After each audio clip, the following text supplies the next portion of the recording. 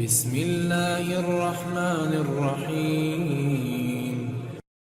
Welcome to Mufti Adil Imtiaz documentary. اعوذ باللہ من الشیطان الرجیم، بسم اللہ الرحمن الرحیم۔ السلام علیکم ورحمۃ اللہ وبرکاتہ۔ ناظرین اکرام، آج سے ہم اپنے چینل پر اسلامی تاریخی مقامات کی معلومات کے بارے میں ایک سلسلہ شروع کر رہے ہیں۔ ہم اپنے تمام ناظرین کو اس سلسلے میں خوش آمدید کہتے ہیں، تو بغیر وقت ضائع کیے ہم اپنی ویڈیو کا آغاز کرتے ہیں۔ ہمارا آج کا پہلا عنوان حجر اسود کے بارے میں ہے۔ ناظرین اکرام، حجر اسود جنت کے یاقوتوں میں سے ایک ہے جسے سیدنا آدم علیہ السلام اپنے ساتھ جنت سے لائے تھے اور تعمیر بیت اللہ کے وقت ایک گوشہ میں نصب فرمایا تھا۔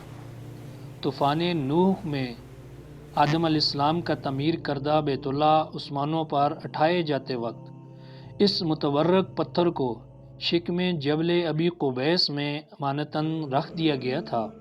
پھر تعمیر ابراہیمی کے وقت جبریل علیہ السلام نے اللہ تعالیٰ کے حکم سے سیدنا ابراہیم خلیل اللہ علیہ السلام کی خدمت عالیہ میں پیش کر دیا تھا۔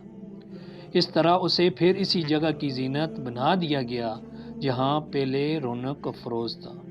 ناظرین اکرام، 606 عیسوی میں جب رسول اللہ صلی اللہ علیہ وسلم کی عمر مبارک 35 سال تھی، سیلاب نے کعبہ کی عمارت کو سخت نقصان پہنچایا اور قریش نے اس کی دوبارہ تعمیر کی، لیکن جب حجر اسود رکھنے کا مسئلہ آیا تو قبائل میں جھگڑا ہو گیا۔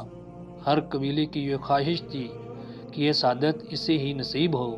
رسول اللہ صلی اللہ علیہ وسلم نے اس جھگڑے کو طے کرنے کے لیے یہ طریقہ اختیار کیا کہ حجر اسود کو ایک چادر میں رکھا اور تمام سرداران قبائل سے کہا کہ وہ چادر کے کونے کو پکڑ کر اٹھائیں۔ چنانچہ سب نے مل کر چادر کو اٹھایا، اور جب چادر اس مقام پر پہنچی جہاں اس کو رکھا جانا تھا تو آپ صلی اللہ علیہ وسلم نے اپنے مبارک ہاتھوں سے اس کو دیوار کعبہ میں نصب کر دیا۔ طواف کی ابتدا حجر اسود کے استعلام سے ہوتی ہے۔ یہ جنت کا پتھر ہے جس میں اللہ تعالیٰ نے انسانوں کے گناہ جذب کرنے کی عجیب تاثیر رکھی۔